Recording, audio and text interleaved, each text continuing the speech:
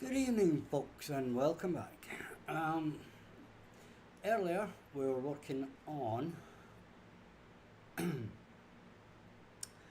our inventory. Okay, so we were working on our inventory, and now we've been finding ways to make it a bit cleaner.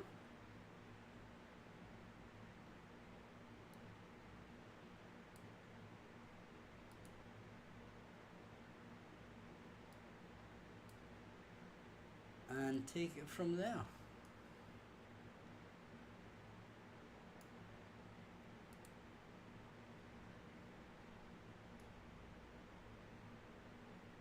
And we are going to have our image recipe going in here. So we're going to have to get that. And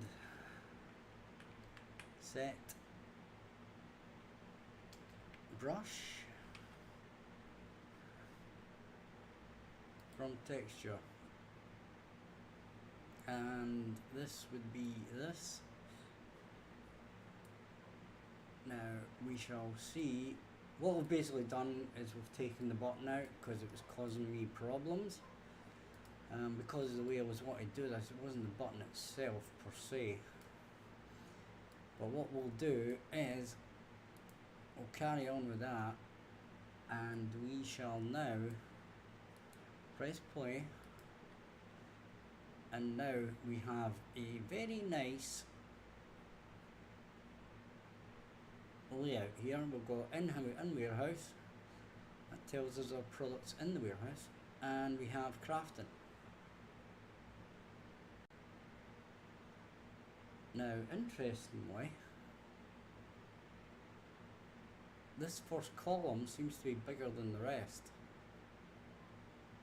for some unknown reason. And this seems to be out of whack slightly.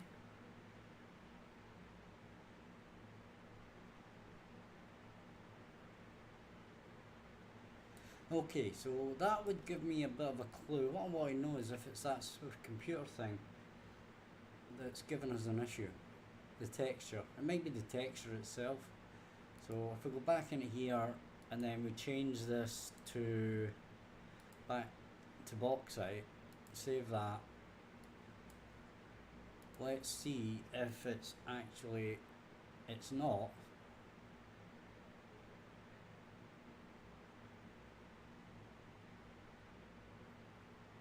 Well, that is kind of bizarre.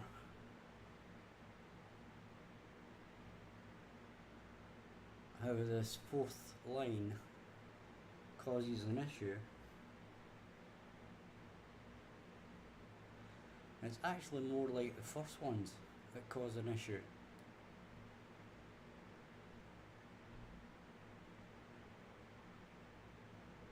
Right, I'll tell you what we're going to do is we're going to stop it, and we're going to add more to the first column and see if that actually causes us issues. But first thing we'll do is we'll check this vertical box to see if there's any weird stuff going on, which there isn't. This is there, that one's there and there. Now I'm just wondering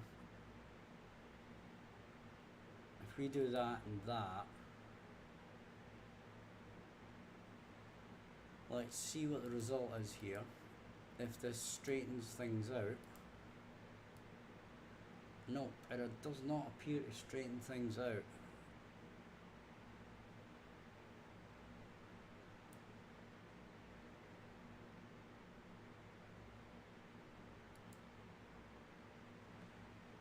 So we shall put that back to the way it was.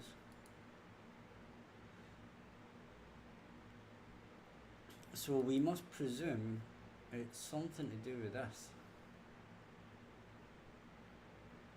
But there doesn't seem to be any kind of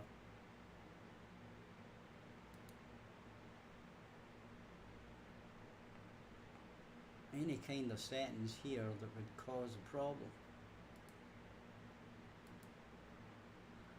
Let's have a look. 0 autofill. 0 autofill.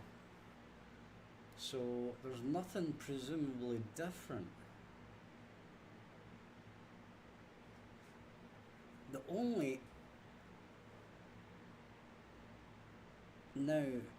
difference, right, is presumably this.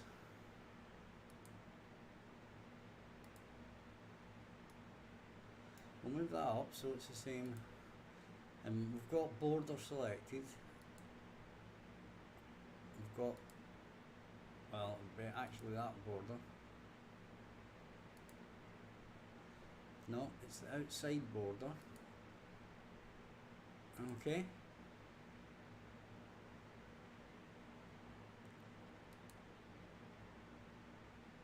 It's got 4, inside one's got 4, 2. Now we did copy this, so this should be exactly the same, which it is, 4, 2.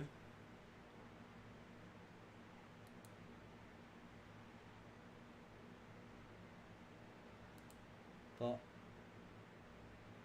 I'm actually thinking that should just be set to 2. And then we've got this border here which is set to 0. This vertical box is set to 5. So let's go back to our inventory item.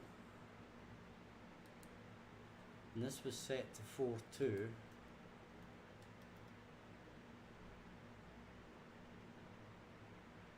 Right. Now, is that what we set this to? We set that to 2. So literally we want to set this to 2. So we can save that.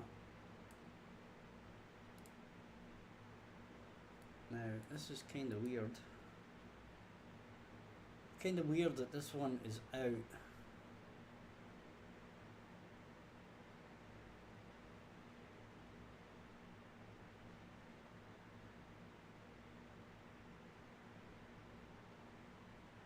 So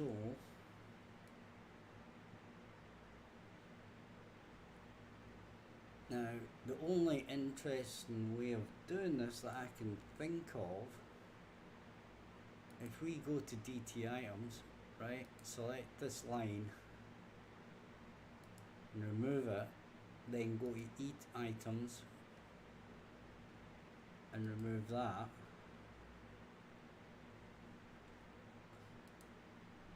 And then if we save that,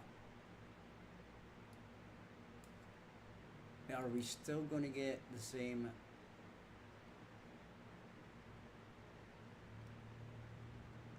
That straightens up. So this must be because we've got an extra box. Okay, so I think in this case we have to use, but the strange thing is it doesn't do it there. And that's got the same thing. Well, that is weird. Right. We're going to take a look at that later. Okay? So in the meantime, we'll move on to something else. And that something else will be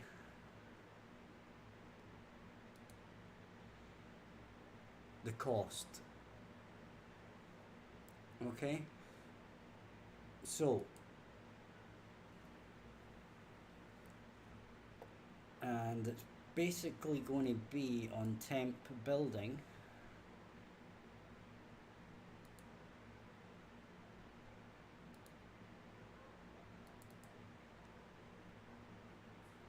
Okay, so on temp building, we're on can we place it, and if we do, we spawn it.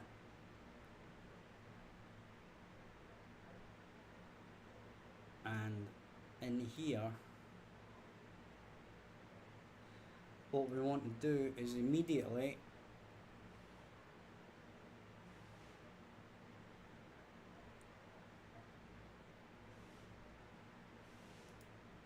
get the cost. We've got the controller, and we need the class to spawn. Okay?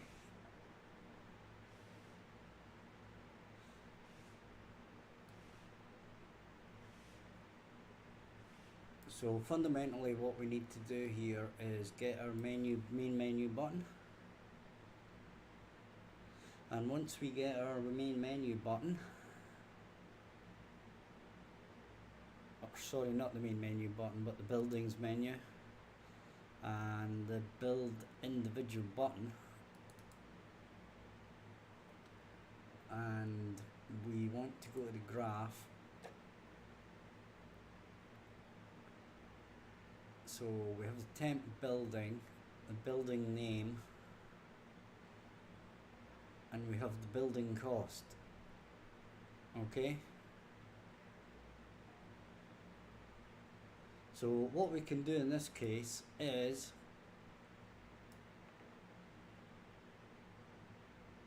we return the building cost, and then when we click the building, we want to go into this temp building, and we want to create a building cost.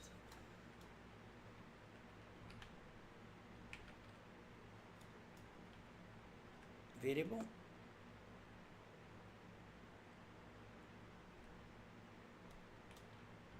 And from the building cost,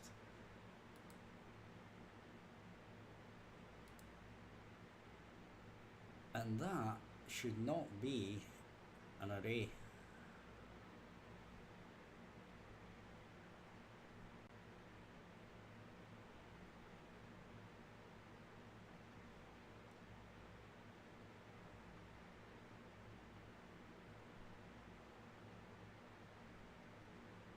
But we're going to leave it at that for now. But that's definitely not going to be an array.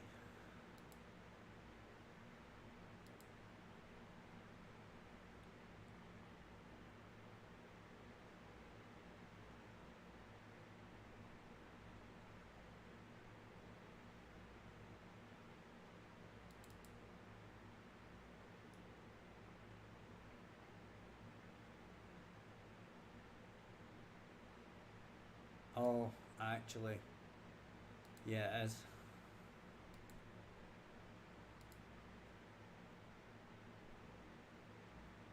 I done goofed there.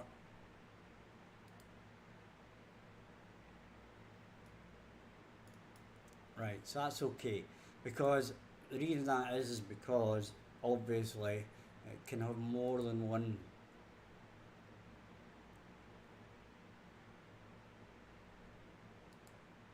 cost, i.e. it might be 20 copper plus 20 iron. So yeah, so it's going to be a struct supply, and it's going to be an array, and it's going to be instance editable, and we're going to expose it on spawn, and we are going to save that. And then we are going to refresh these nodes.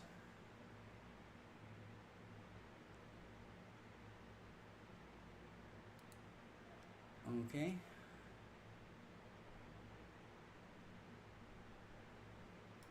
So,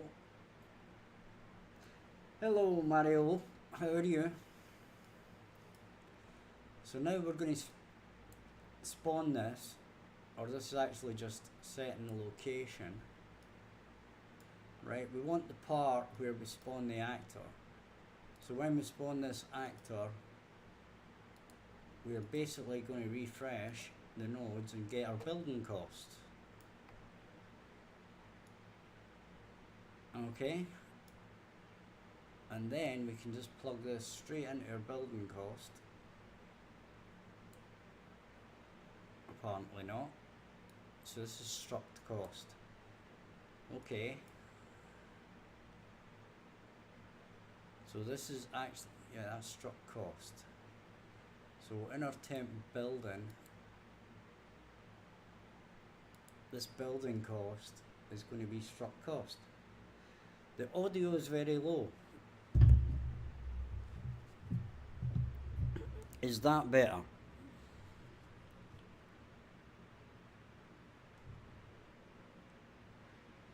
You'll need to let me know if that's better. I've moved the mic closer to my face, basically. Right, so where were we? We just need to change this to struct cost. And that should be us. Save that. Then we can go back into here. Then we can drag this into here. We might need to refresh the nodes. Is that a struct? What we can do is we can say make array. Yeah, it's a struct cost. So that's A-OK. So actually we need to compile it, and that's going to give us our struct cost. Okay, you're not going to do that, are you? So we're going to do that, and we're going to plug in this way. There. Okay, finally we're ready to go. So what we're doing here, Mario, is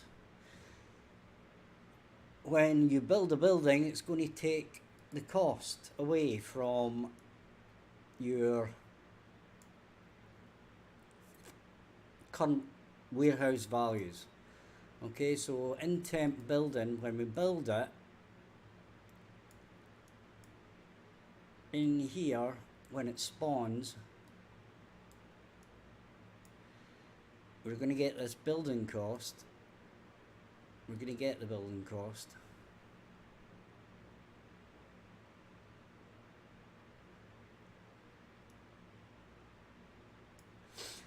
That's pretty much as big as I can go, because the resolution I'm at, if I turn the resolution down to make the boxes bigger, then basically it screws up my window. So hopefully you can see that. I'll try and keep it as maximized as I can.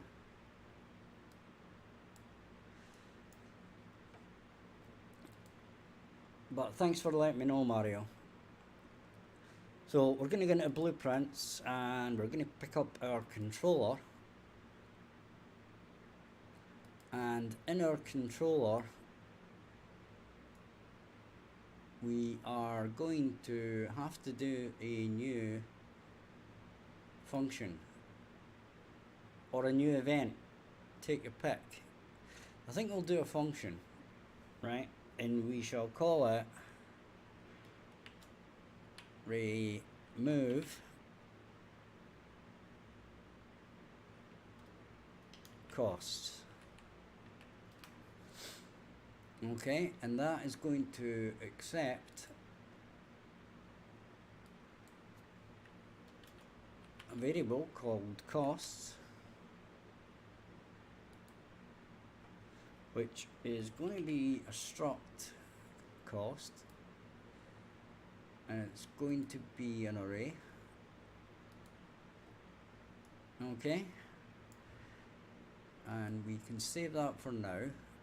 And then what we can do is in BP temp building, we can get our controller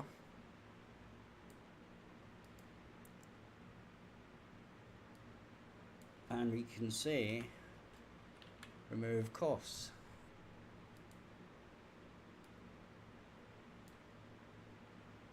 And that is going to go in here.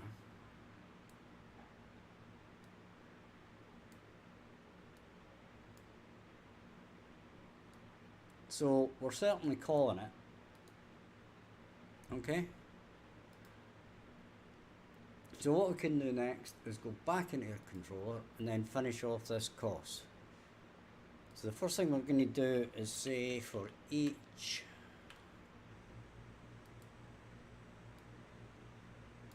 actually that's going to be not that, or is it? No, we're going to have a for each, that's okay. We're going to need a for each with break next. So we're going to do that. And then what we're going to do is we're going to get our product available.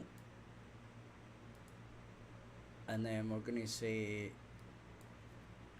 for each with break.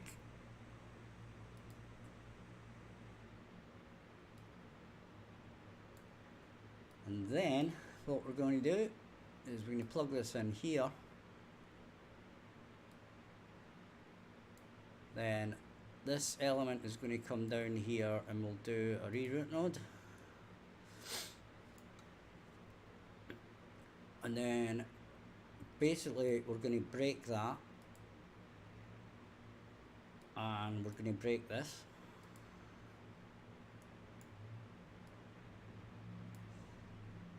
And if this item is equal to this item, okay,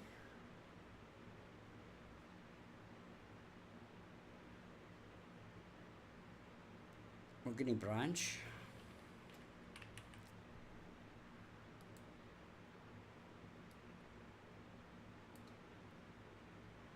It's going to come here. Okay, so if that item equals that item,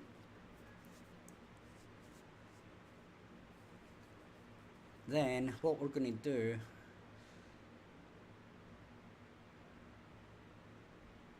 is we are going to grab this. We might have been able to do this directly, but we'll do it this way anyway. We're going to set array element, and the index is going to be this one. Okay, and the item is going to be a struct, and the item is going to be that, and the quantity is going to be that minus that. Right, now I'll explain that now. So here's the thing. If the two items are the same, then that's the one we need to remove from inventory or the products available. And if it is, we take the current products available and then remove the cost. So let's say we've got 50, we remove 10, then we set the quantity to 50 minus 10, which would be 40, and then we update the array basically. Now if we do update the array, then we've completed this part. So what we need to do is plug this into the break. We're going to have to zoom in because even I can't see that. So we're going to have to plug in the break here. So this is going to go in here, so that we don't try to keep processing things that are no longer relevant to us. So we can put this to here. Then we can add another reroute node and plug it in here. And there we go. So let's tidy this up a little bit. We shall drag this down just a touch. Then what we can do is straighten the connection to the reroute node. Then we can select this reroute node and then move it across, and it's went out of whack, I think. So what we'll do is straighten it again.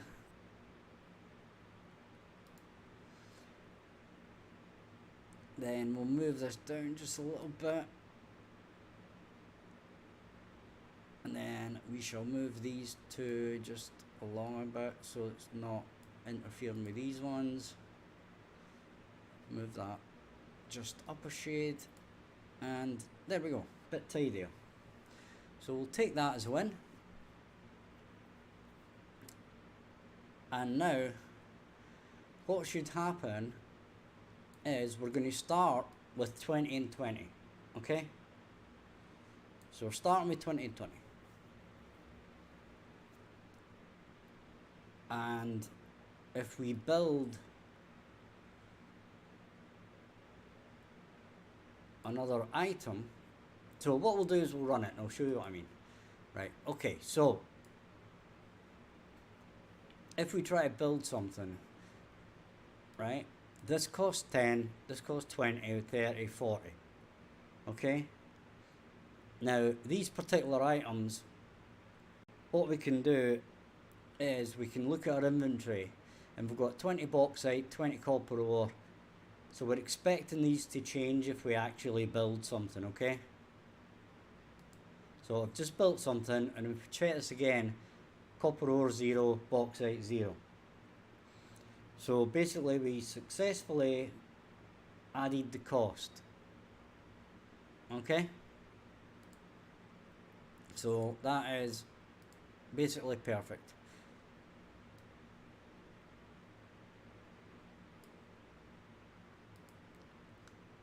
So that's doing exactly what we wanted, right? So that is very good.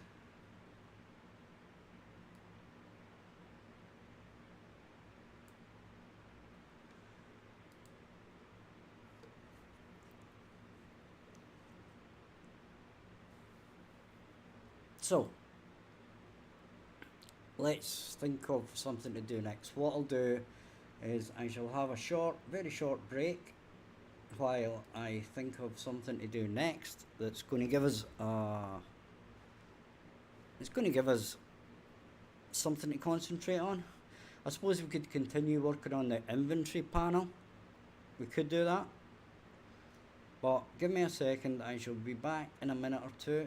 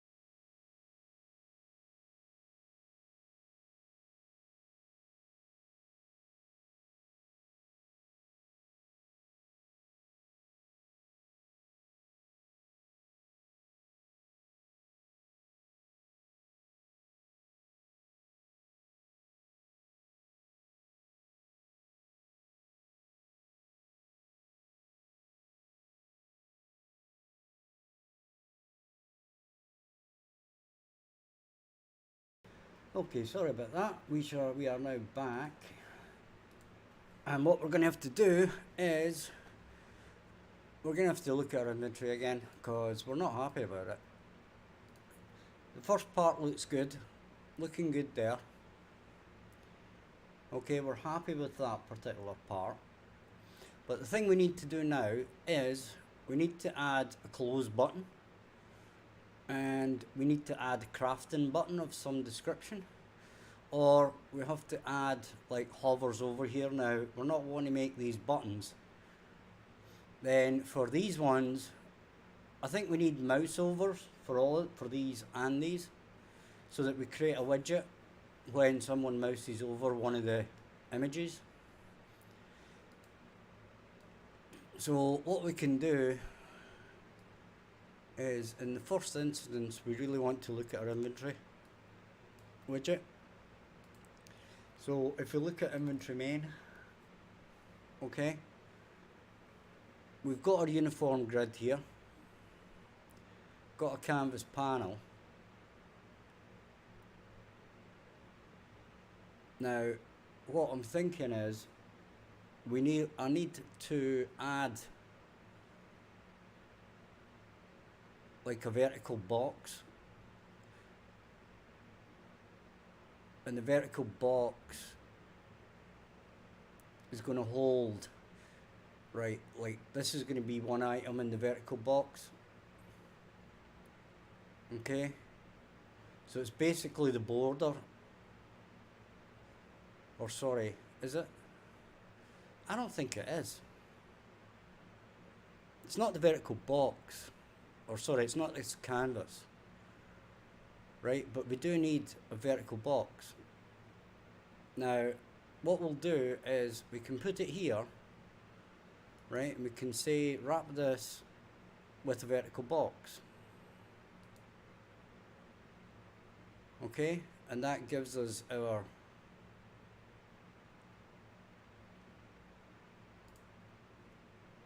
thing. And then what we can do is we can add a button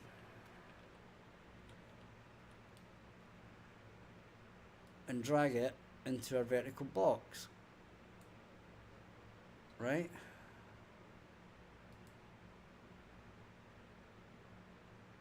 And you'll see that that gives us a space on the bottom there.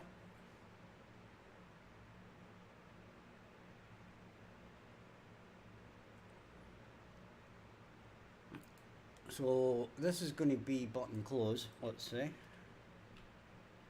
Button close. Deleting a bit too much there, but anyway. So that's going to be button close, okay? And it's going to be centered. And we're going to have text in it, so we need to basically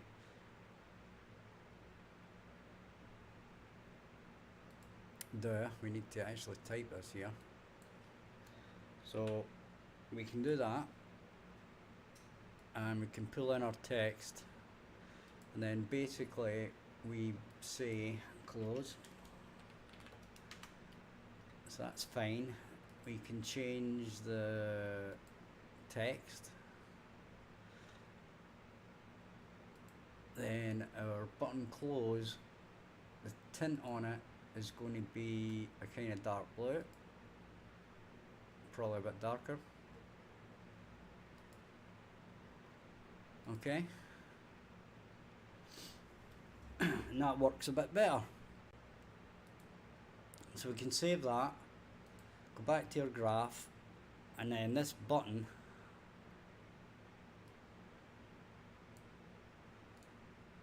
we don't want to do that. This button here, unclicked, close. Okay, and then let's have a look at this. There we go, there's close. Okay, we can close it, which is fine, obviously. We can press inventory.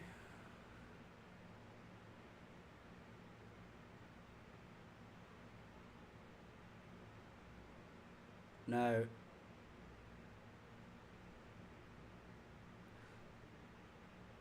Yeah.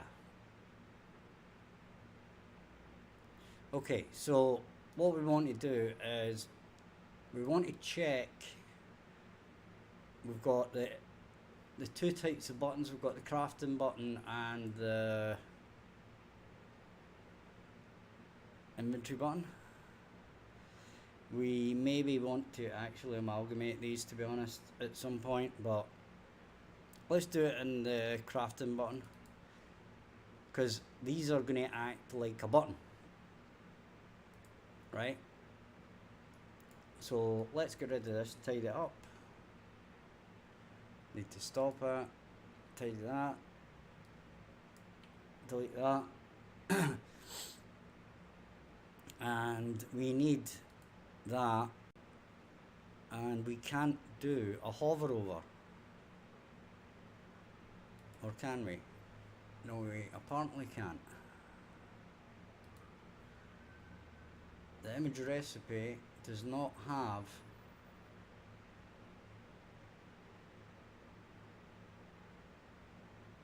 what's that telling us? On mouse button down. We don't even have any overrides on this. So this would suggest that we need to wrap this in a button. Now, this went horribly wrong the last time I did this, okay? But what I'm going to do is I'm going to try it again.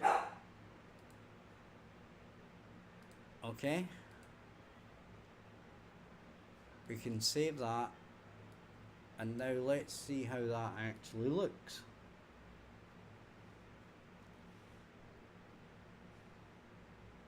And we're not looking too bad.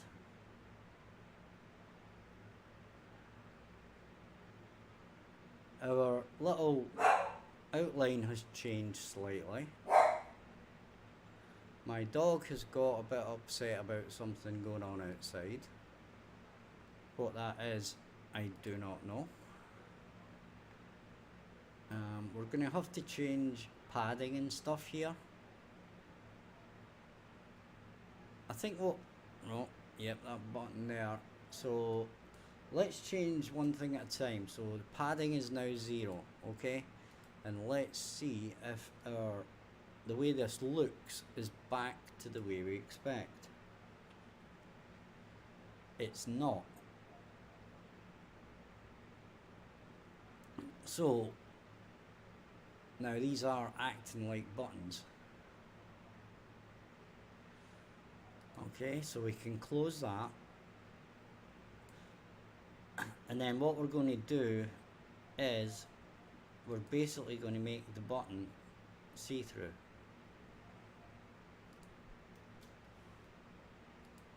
We're going to take this step at a time because the last time I did this, everything went to crap.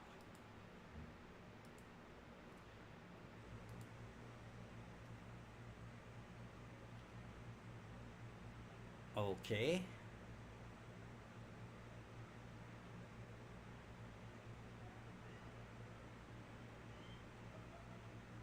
Now the hover is going to do the same thing, but we're getting a bit of padding for some unknown reason around their buttons, okay?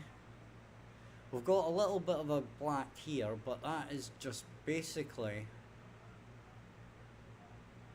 to give us a little bit of an outline, but this is obviously more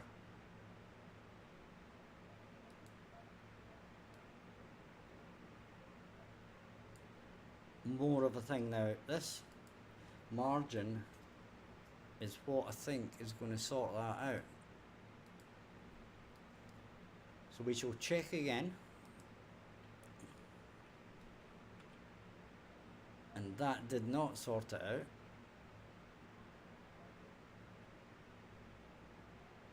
So we'll close that again, and we'll stop it again.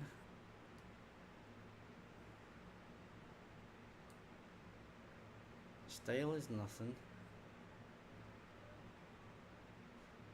and we're doing as an image. Let's draw it as none, okay? Let's try that first.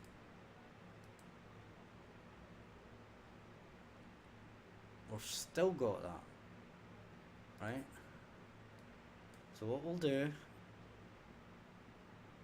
is we'll draw that as image, no tile, padding, we'll say 0, normal padding should be 0, basically everything padding should be 0.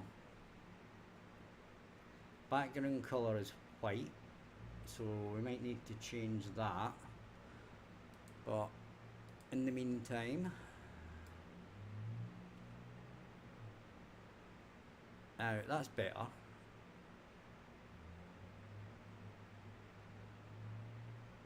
We've still got that bit of a buttony thing going on.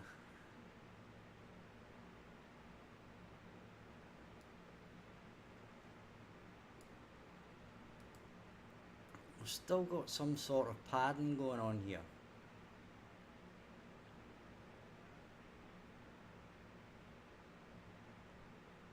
So let's go with the background colour, and it's going to be see-through.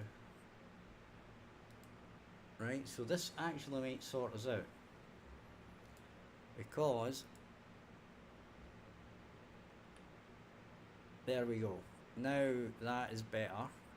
It still looks to me like there's a tiny bit, but it's certainly better. Okay, so I think we can live with that.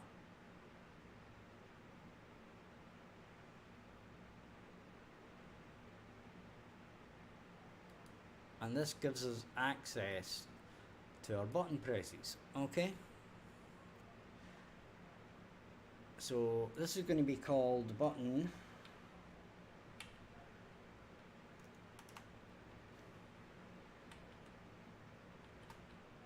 craft.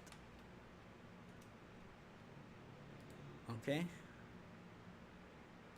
and in our button craft we're going to say unclicked. Okay, and the interesting thing here is we actually need to pass in some sort of,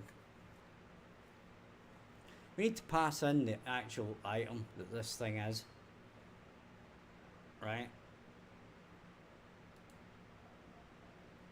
It would make sense to do that, because we're going to obviously do some crafting with this.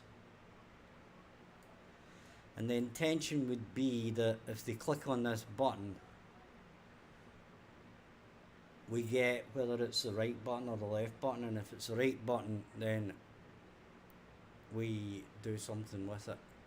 So what I want to do, I want to check something, right? I want to get the button that gets pressed, and I wonder how you do that on the crafting. So if I press I, you'll notice that that doesn't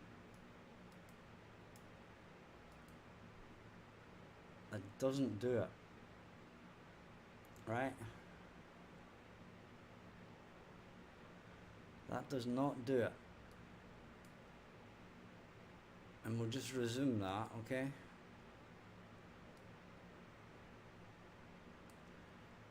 But we can stop that.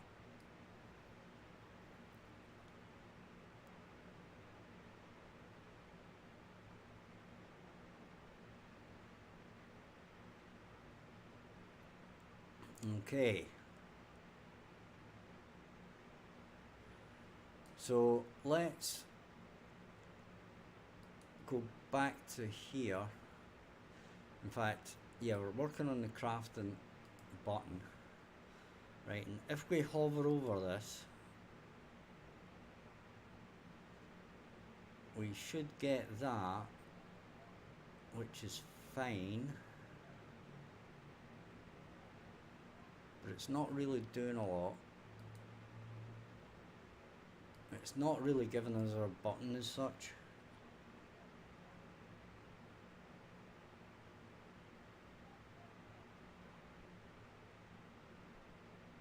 Right, but I believe that if we go to our graph here,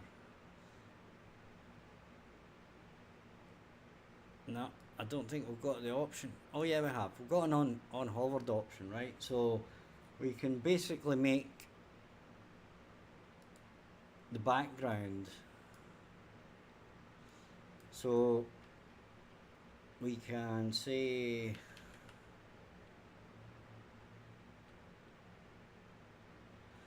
right, so we're not doing that,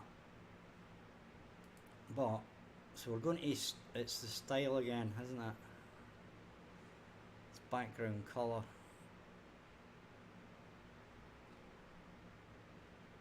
Background color.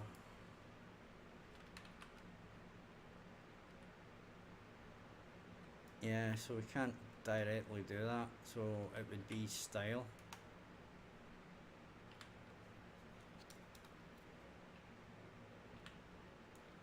If I can hit an L, that is.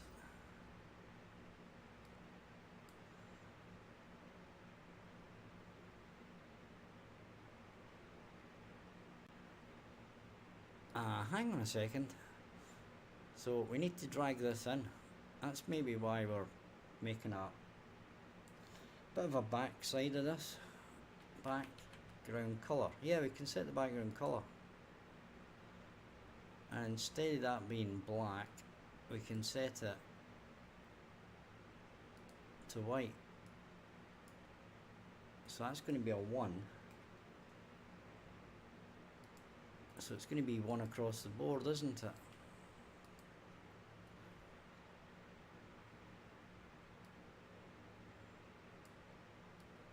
Okay, so we can do that, right?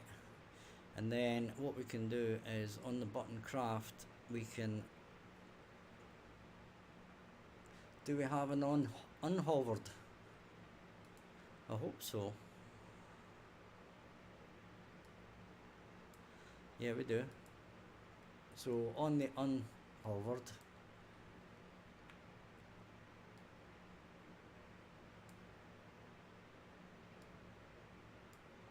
we basically set it to transparent again. Okay. So after doing that, let's see how this is looking. And we're getting our little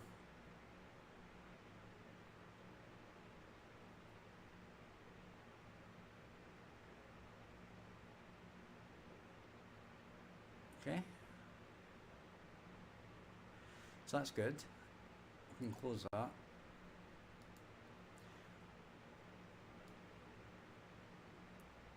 So that's looking better. And we have that all working.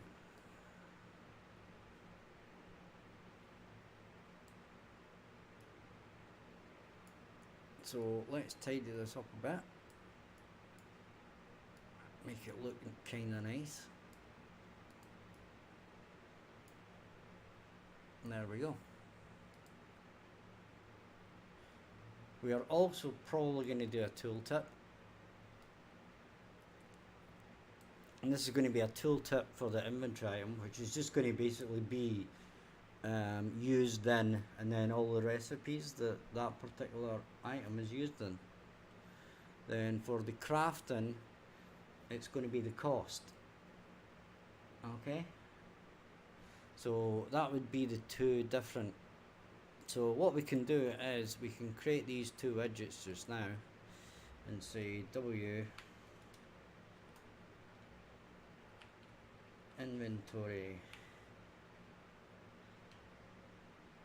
then item,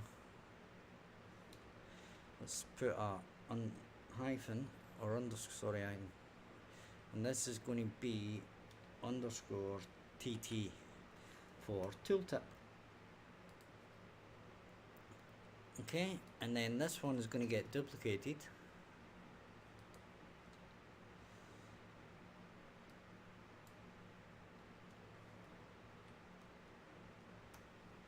And it's going to be, actually, It is going to be that, but it's not going to be inventory. It's going to be crafting.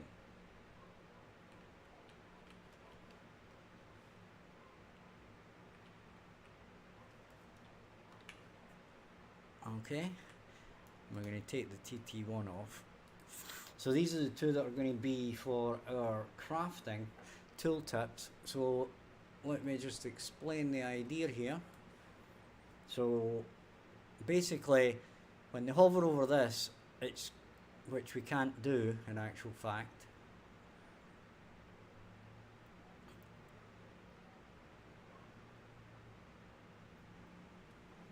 So we're going to have to wrap these in a button or something as well. We're going to have to do the exact same as the ones for these, right? So what we're going to have to do, and then this one is going to bring up a tooltip with my brain functions again,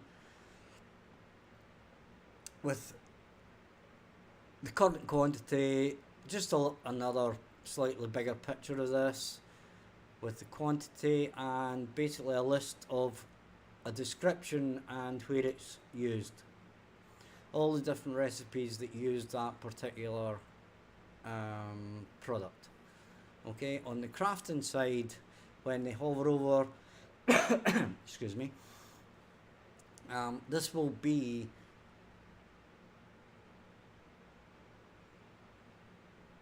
the things that you require to craft this.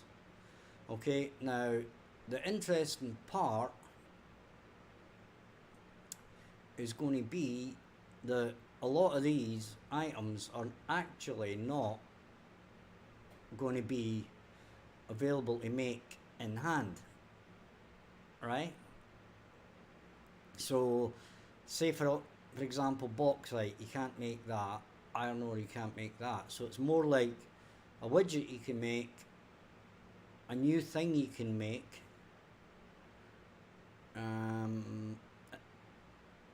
copper wire. I don't even know if that makes sense, right? I mean, these will not make perfect sense, but the point is that this list will be cut down. Okay, so actually let's do that right now. So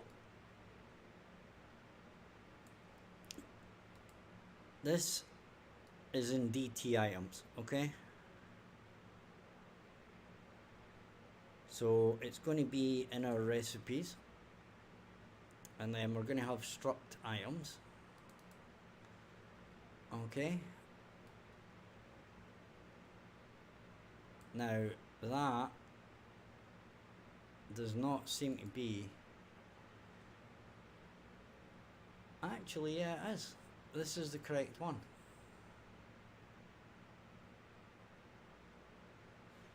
So that's fine. So it is struct items we want, and we're going to add a new variable, and it's going to be craft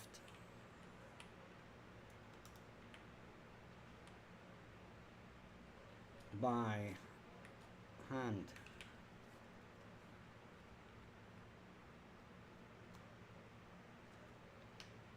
So that's going to be an H. Okay, and it is going to be a boolean. So we can basically save that, and then we can go into our DT items and select the ones that are going to be able to craft by hand. So that'd be copper wire, true. Widget, true. And possibly a new thing, true. We can save that. Now what we need to do here is slightly change when we bring in this inventory main. When we actually build the crafting, we need to get the row names right, And we need to put a check in here, and this is going to have to be true. So this is going to be branch, and we shall drag this out to give us more space in here.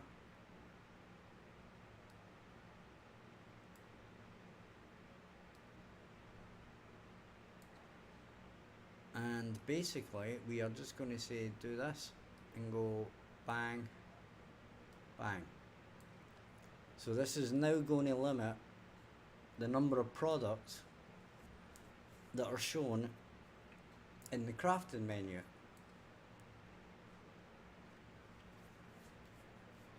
Okay, so let's bring that up, and there we go.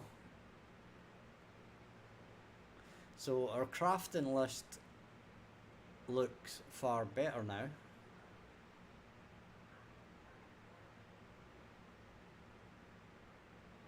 But there is one issue here, and that's in our designer, right? We have our vertical box, and this should be centered, and similarly this should be centered, right? And I'm guessing that this should be left, and similarly this should be left. So we can save that, and let's have a look.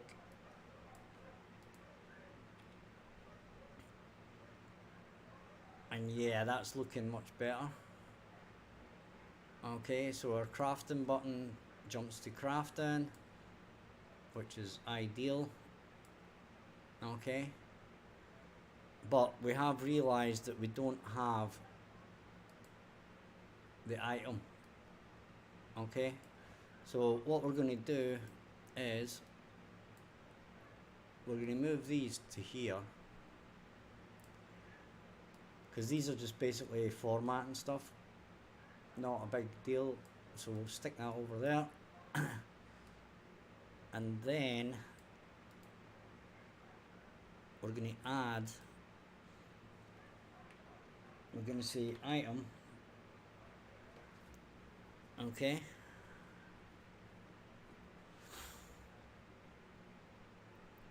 and then this is going to be an E item. It's one of our enumerators, so we can save that. And then it's going to be editable and exposable and spawn. We shall save that. So when we create the crafting grid in the inventory main, we are actually, when we create this widget, we refresh it, we now get our nodes,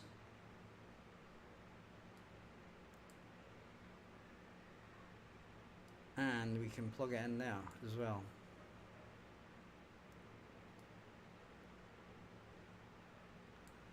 Okay, so that gives us instant reference to the other data tables so that we can actually make stuff. This is close, of course. Right, so that's kind of not what we're looking for, but you know, gradually building this up, adding the functionality as we go here.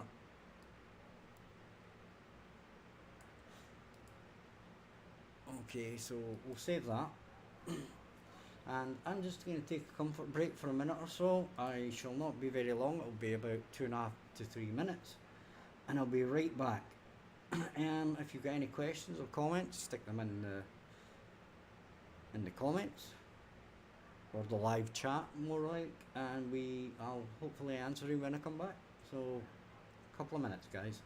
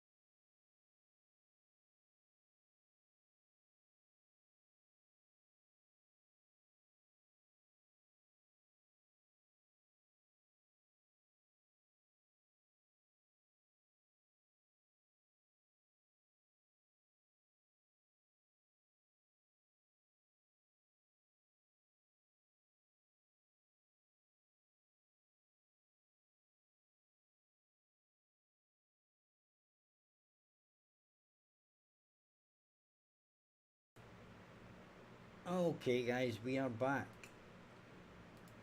And what we're going to look at next is, now funnily enough, this all started from one basic idea. And let me show you what that idea was. Quite simply, the rocket. Okay? That was it. Simple as that, the rocket. And basically, the idea is that this is a resupply rocket. So if you were going to trade with the resupply rocket, we had to know how much was in the warehouse. So then, or in our inventory. So then we had to make warehouses, right? Which can accept product into the warehouse. Which in turn basically gives us an inventory.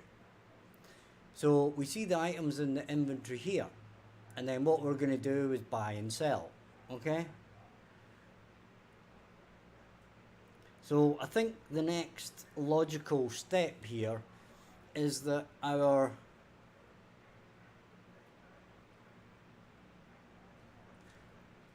resupply ship, or our different commodities, are actually going to have to end up being worth something, right? So when you go to sell something, the amount that you sell will like go into an escrow. So for example, if you say I'm going to sell 20 bauxite, right, then the amount of the stuff on the ship will have a similar value. Okay?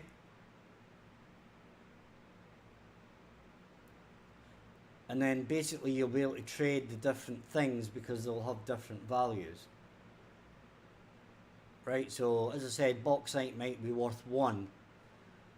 And you might want, let's say, copper sheet, right? But a copper sheet costs 5. Right? So you would obviously need to trade 5 bauxite to buy 1 copper sheet. Okay? So that's the idea. Now, how we put that into practice, I'm going to have to just start thinking about it and doing it. So let's do it. So the first thing here is going to be, we're going to have to match these lines or not, depending on how many we have. Okay, so we're going to need, this is going to be a value, and it's on the ship. Okay, so we're going to have to randomize what's on the ship when it lands. Okay, so let's do a little prototype of that. And excuse me, I'm going to have to pop to the restroom. So sorry about this, guys, but I shall be back shortly. And we shall build our randomized ship selling and buying. So I'll be back in 2 minutes.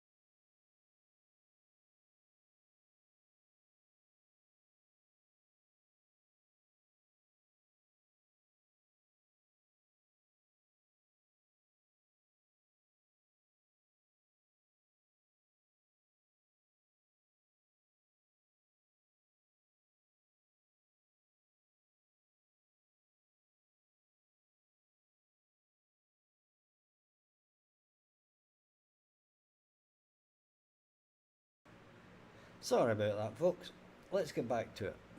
Right, so what we want to do is go to our rocket. Okay, so we go to vehicles, rocket.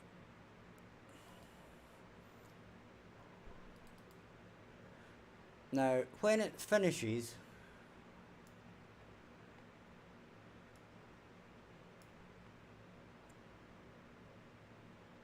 and when we come back in, so when it comes back in, we are not launching, we want to do something here, right? When it launches, it takes off, right? So what we're going to do is we are going to add a supply. Okay,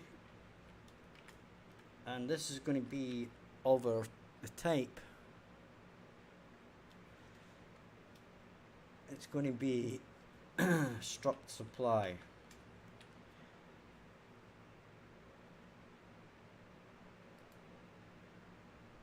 Okay, so now that we've got our struct supply, it is going to be of the type an array.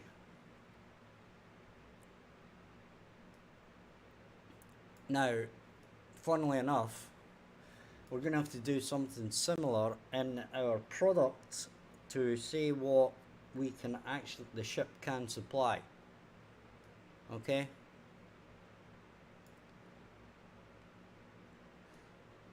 So now, in here, what we can do is we can add a custom, delete that, custom event, and we can refresh supplies. Okay,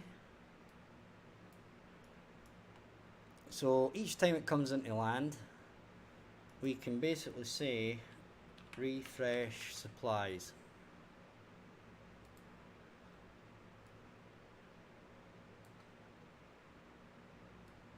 That's pretty sweet.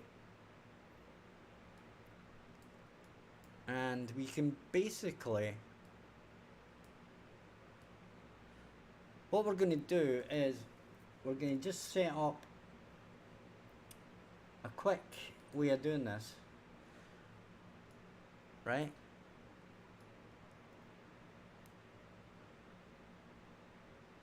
Yes, Jerome, I'm live again. At the moment I'm streaming a couple of times a day, 2 o'clock and 8 o'clock central.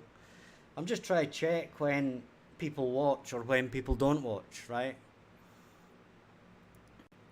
Because obviously UK people will more likely to watch the 2 o'clock one central time, so that's like 8 o'clock their time. Now what I want to do is we want to move this out. We're going to tidy up that code, that spaghetti mess, later.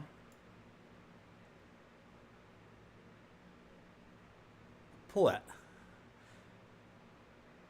I was gonna do the obvious one there and say yeah and I know it, but that would just be a bit cringy, so we're not going to say that at all. So we're going to refresh our supplies on the ship. So what we're going to do is we're going to drag in our supply, we're going to get it, and then we're going to clear it. Right, so each time we're starting afresh. Now this might not be the way we do this, to be honest, because we don't want the player to game the system by just constantly selling and selling and selling the same thing over again, because that's not how life works, right? Or if it is, then they're going to have to sell it for damn cheap, right?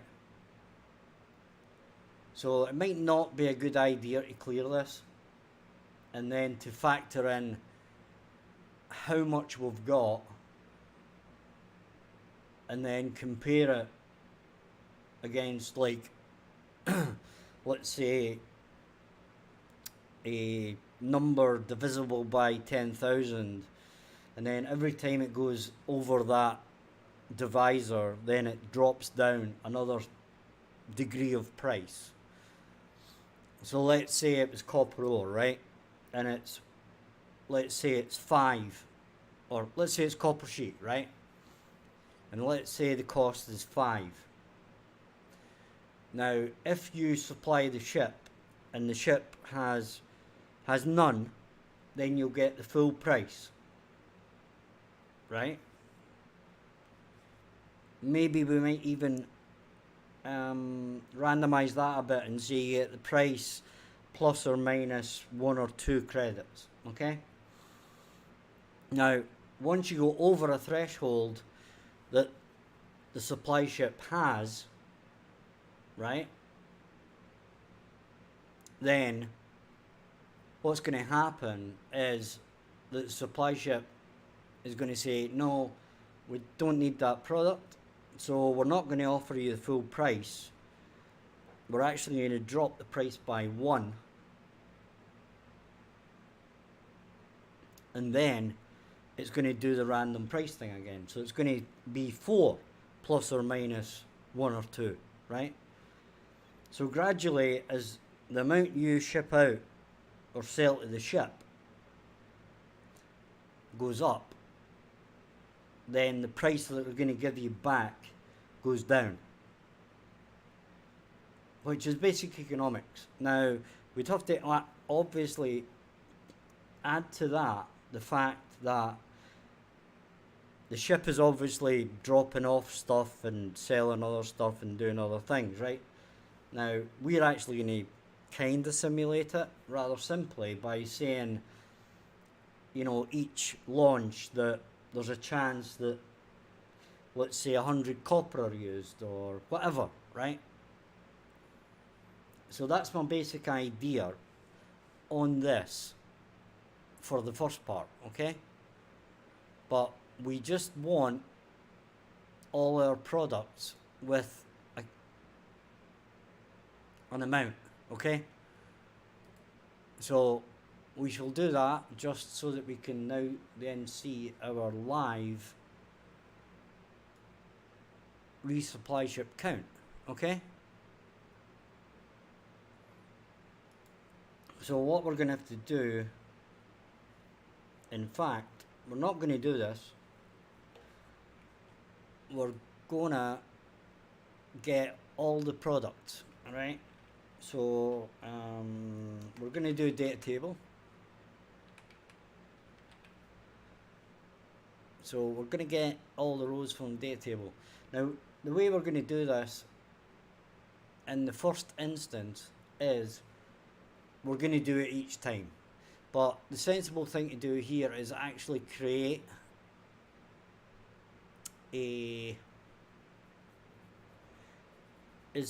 just to create this supply thing, right? Right, let's do that. Let's do it as we mean to go on, right? So on begin play, right, we're going to create this, but what we're going to do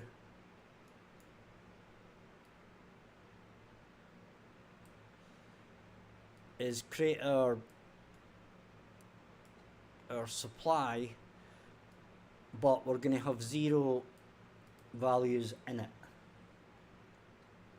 And then what we can do is we can just re-evaluate the current supply values, the item quantities. We don't need to redo all the other stuff, right?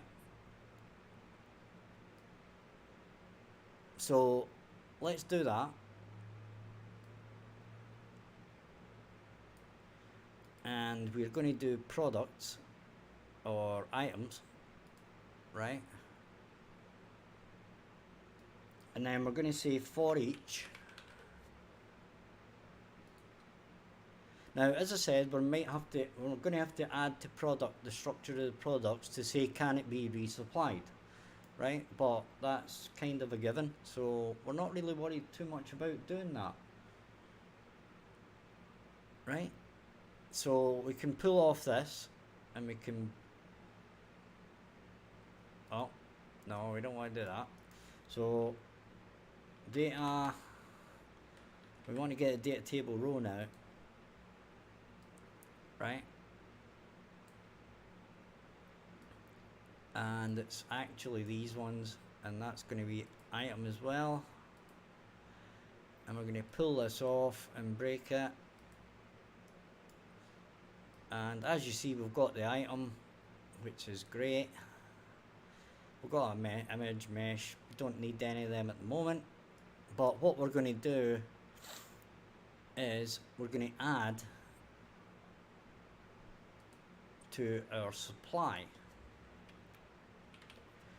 Right, so what we're going to do is we're just going to do an add unique on this, because we know that this is going to be unique. Then we're going to actually make the struct,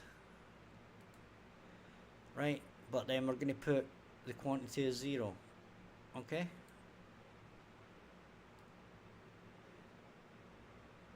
And we can put that there, and we basically plug that in there.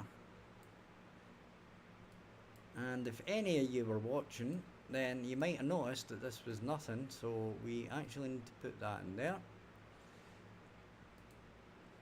And we should now have an empty supply of every single item when we start, okay?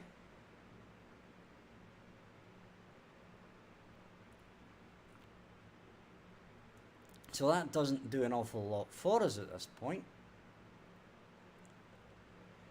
But what we can do is we can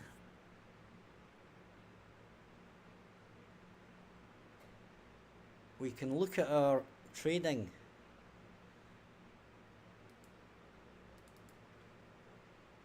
folder, and then we can look at trading main and trading line. So we can see here that this adds the trading folder. Then we can go to the trading line, and then this value here is the one that we're interested in, okay? So what we want to do, funnily enough, is we want to get a reference to the rocket, believe it or not. So we can say ref rocket, and it's going to be of the type rocket, and it's going to be the BP rocket, okay? Then when we do the pre-construct and we're getting our controller ref, then what we can do is basically do the same thing. We're going to set the rocket, right? But what we need to do is get all actors of class, right? And then we're going to get a copy, because it's going to be 0, right? And then we can just plug this straight into here. Oh, and that's going to be BP rocket. The rocket launcher is for launching the probes, just in case anybody was wondering. We can save that, and then that's going to give us the right type.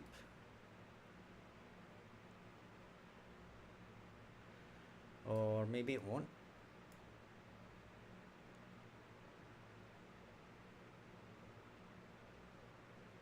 Right, that's weird. Because this should be of the class BP rocket.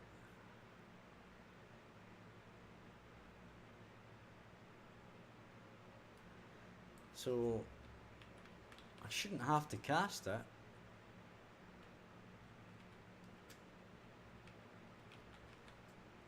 Because since we're getting the actor as a class, it should already be a rocket. But hey ho, let's just let it have its little moment in the sun. And we shall join that up. We shall join that up. Then we shall get these in line. We shall get these in line. We can save that. So now when we open this value, right, it's going to, right, let's just tidy this up first, okay? This is the trading main. So we're doing the row count and we're not doing anything with that, so let's delete it. We're not doing anything on pre-construct, so delete that. And we shall join this, straighten this and then join it up to give us a bit more insight. Data table row names. Now I'm not 100% sure. Yeah, this is just the row names. So this is a delete and this is a delete. And this is a delete as well, because what this is basically doing is just adding the trading lines, and it's actually the trading lines that are just adding every single item to this, which of course is fine. We can delete that and delete that, and that's going to look a lot tidier. And now we can look at the trading line. Right, now this is where the action happens. So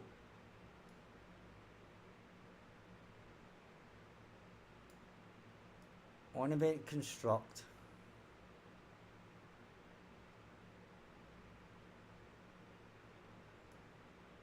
we are setting the values here and then returning products, okay? Now, returning products is basically giving us one value back and setting that text, okay?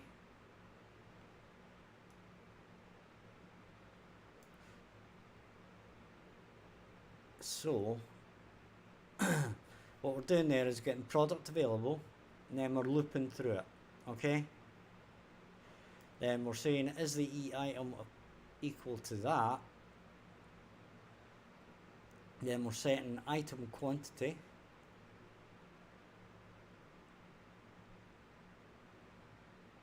Okay. And we actually probably need to duplicate that and then say ship quantity. Okay.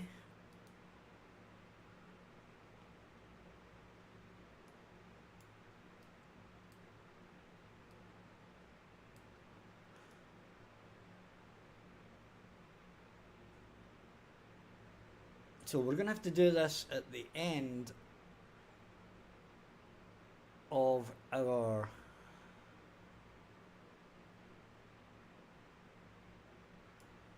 at the end of this, okay? So for each element,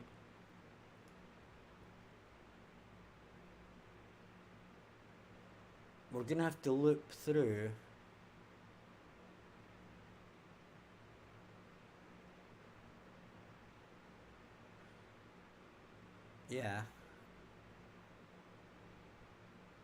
so this is setting up our item quantity only for So we want to do basically return ship product.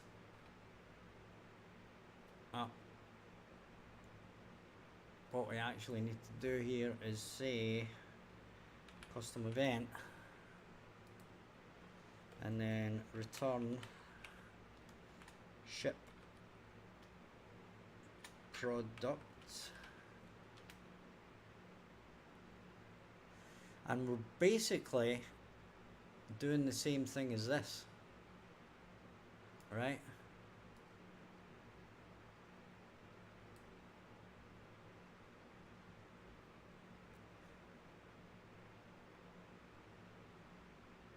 So in this row, we do this,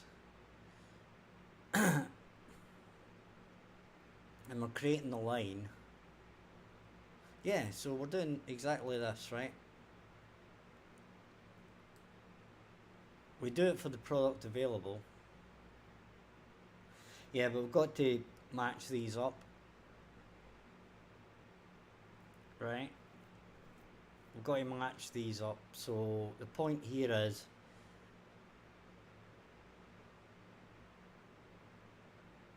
that after we do this, this is going to have an input of the item. Okay. And it is going to be of the type item. Okay.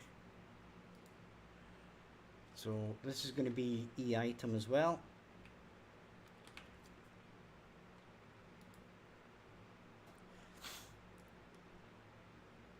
And then we're basically going to look at ref rocket, get ref rocket, and then it's going to be supplies. So we're going to say get supplies,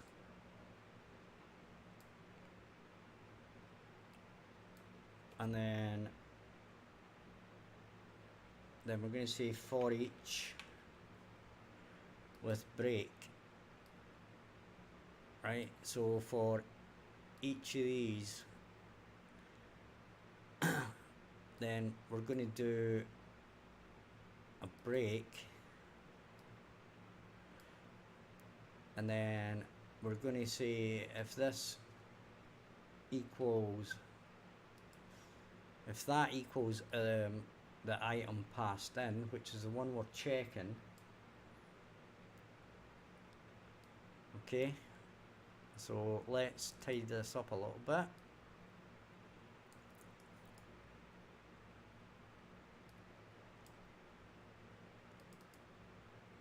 So we can do that.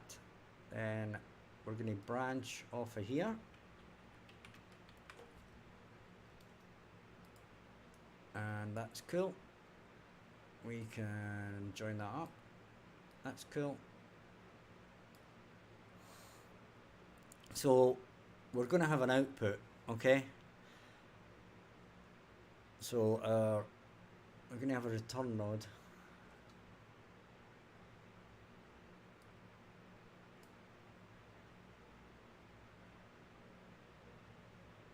Do we not have a return node?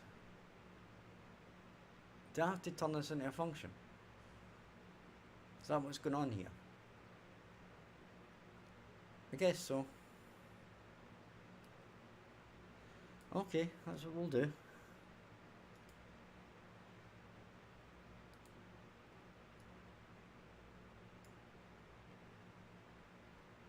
Right.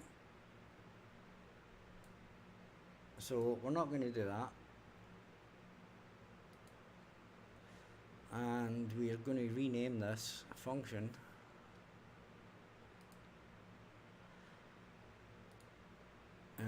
So that's going to be return ship quantity,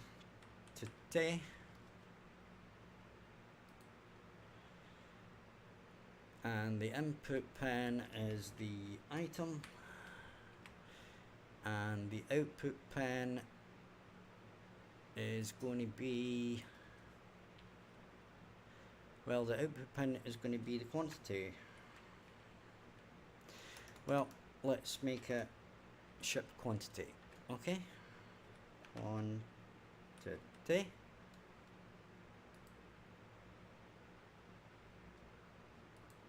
And we're going to delete that. Oh, undo.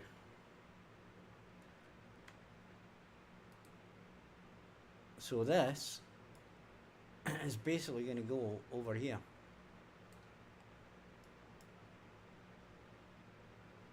And we are going to set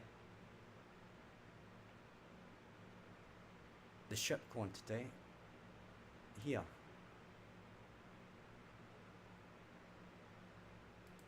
Okay, and that is not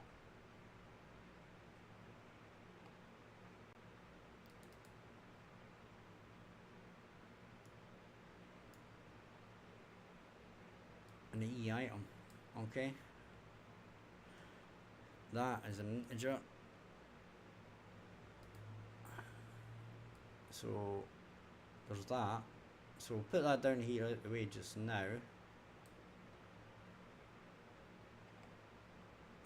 Why is that going in the break? I don't know. That's because that was a function. But anyway, shouldn't be going in there. We'll do that. So if that equals that,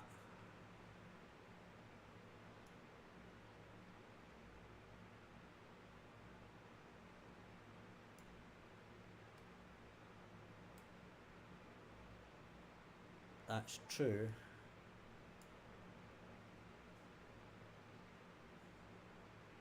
And then to there.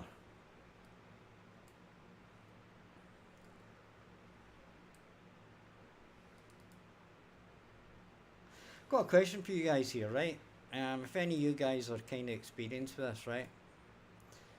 Hopefully this will make sense. Right, I set this up as a break, but does a return node actually act the same way? Like, if it hits a return node, you would have to say that it does, right? So I'm going to assume that it does. If anybody in the chat knows any better or has a different take on it, then fair enough.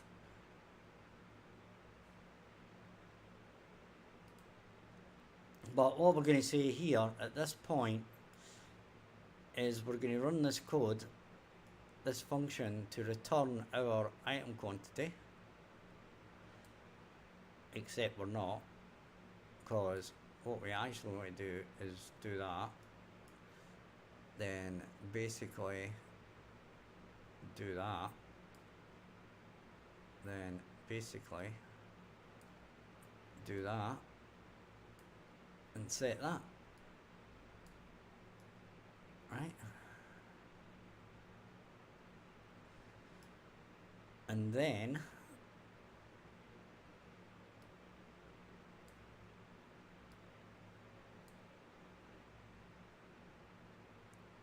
we have text quantity available, and let's have a look here. This is text quantity available, so that's actually going to be text ship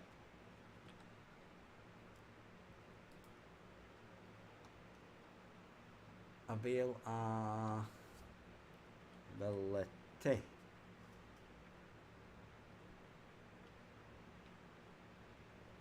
Kind of makes more grammatical sense. So we'll save that, we'll go back to your graph, and we shall do that, paste them in. Okay, going to do that.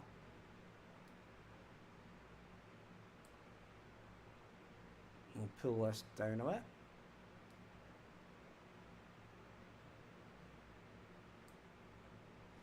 and we're not doing the ship, the item availability, we're doing the ship availability. Okay, so we'll put this in as well. Right, and just for a giggle,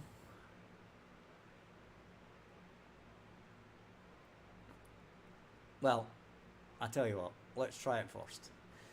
Let's not go off the deep end here, and let's actually press the right button, and there you have it. We have 0000. Okay, now we're going to stop that for now, and we're going to go back to our rocket, and our rocket, as we know, we clear that out, and then what we can do is we can get it and we can do a for each loop.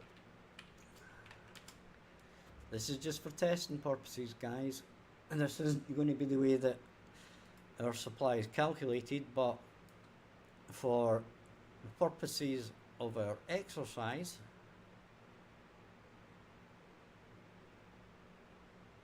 okay,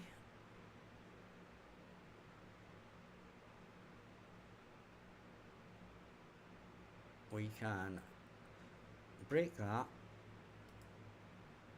and we can grab this, and we'll get a copy of it actually to keep it tidy. Okay, and then we can say set array element. Okay,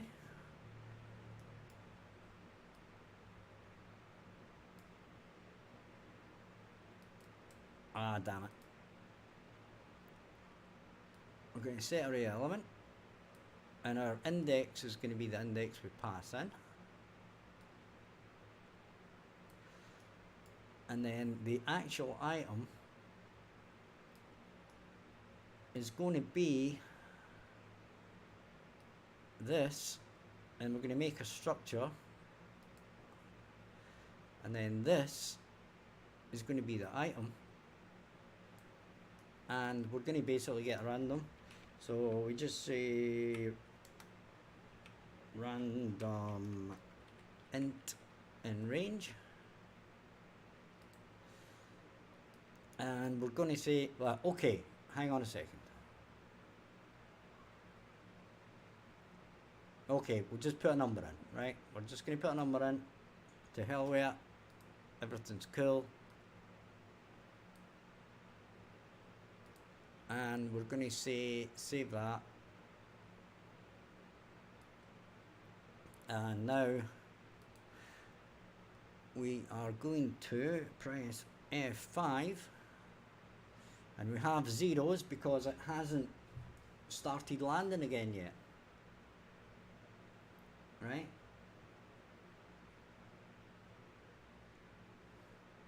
So let's see what happens when it lands.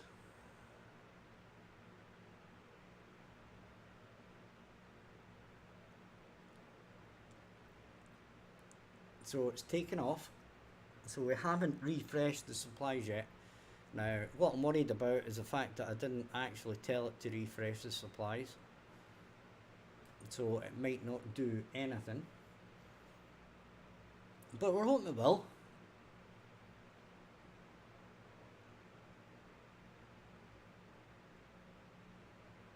And let's see if it does.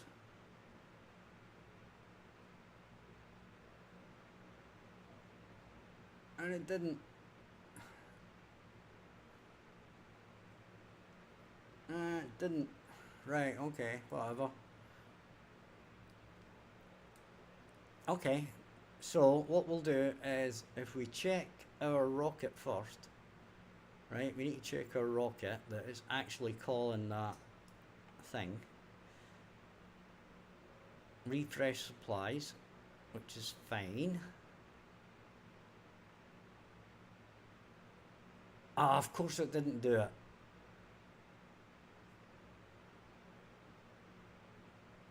course it didn't do it.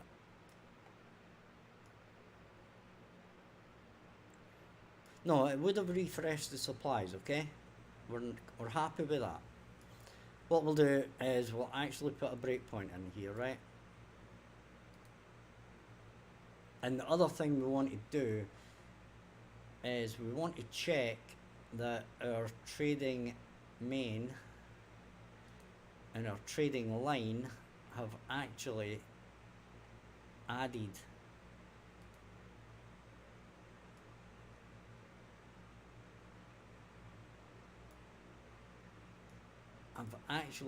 the rocket, right? So it's got that, and it's the rocket that's got the supply, right? So we need to have a look at the rocket. So when the rocket starts, we get that, we get the data table rows and the items, get the items in the data table, and we set this up to be nothing, right? So the first time it launches, we can check the values, and then we can check as we go through. Is that fair enough for you guys? Because it sure sounds fair enough for me.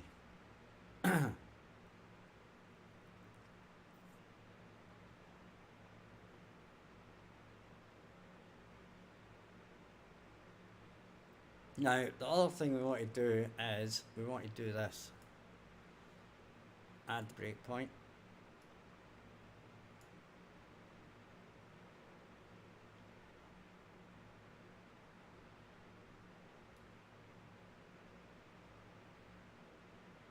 Now, the funny thing is that this actually won't be, or isn't,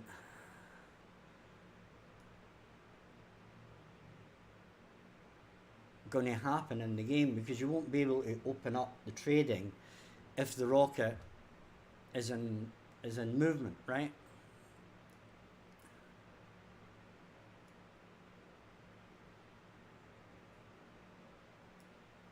So what we want to do is step over. Now, step over. So it's taken off, okay? So we've got to resume that.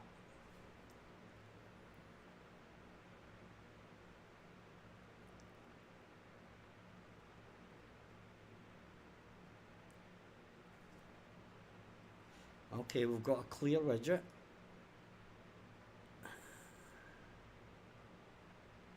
And what widget is this? BP rocket. Okay. So we don't really want to do that. So that's okay. What we actually want to do is check this one, which we had there, but anyway. So we'll resume that.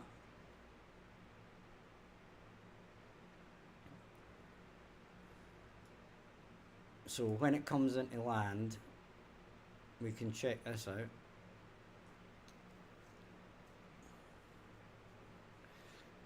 Okay, we're doing the launch thing, which is fine.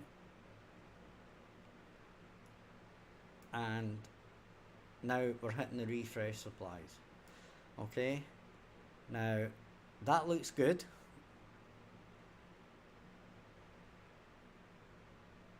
Oh, wait a minute. Wait a minute. If I clear that, then that's going to be nothing. So if I step over, let's go step over. Right, this is going to be nothing. Right, okay. So the issue here is we don't want to clear that, right? What we actually want to do is set everything to 0.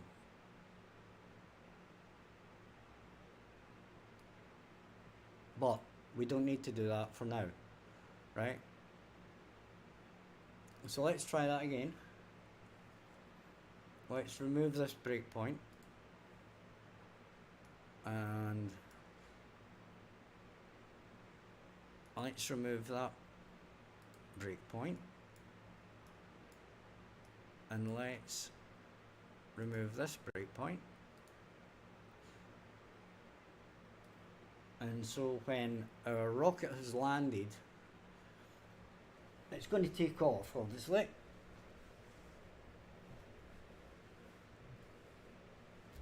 What we should have done was we should have refreshed the supplies at the very start. Right, so our rocket's taken off. I'm still thinking that looks pretty cool. Don't know about you guys, but I do. And we lose that, and that's perfect.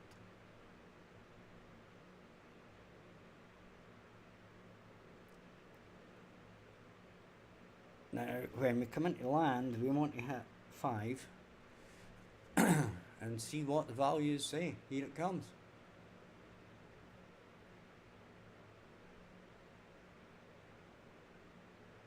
So it's landed.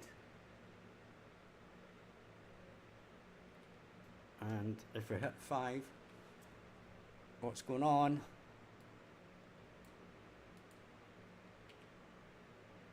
And there we go. There's our numbers. Strange, there's quite a few zeros there. Wow, it didn't do it for those other ones. It's not getting it from the same place, I don't believe.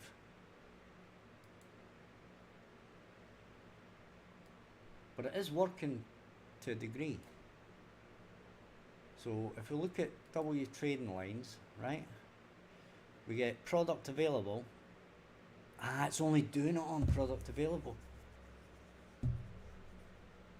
So if the product is not available,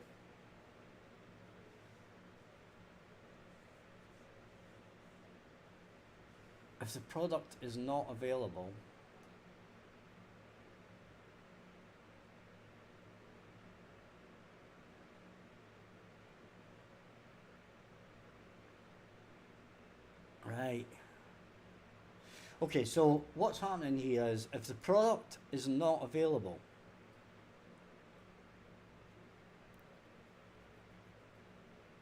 it's not going to actually do this.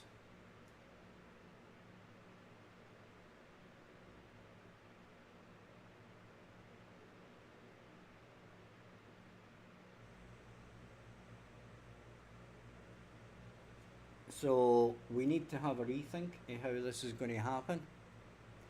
So I'll tell you what, guys, I'm going to sign off for now. If you've joined me, thank you very much. If you want to support the stream, check the description or subscribe. I'm not going to say any more than that. Do what you like. And I shall see you tomorrow at 2. Now, I may work on this a bit. We have got a problem here. But we can work it out.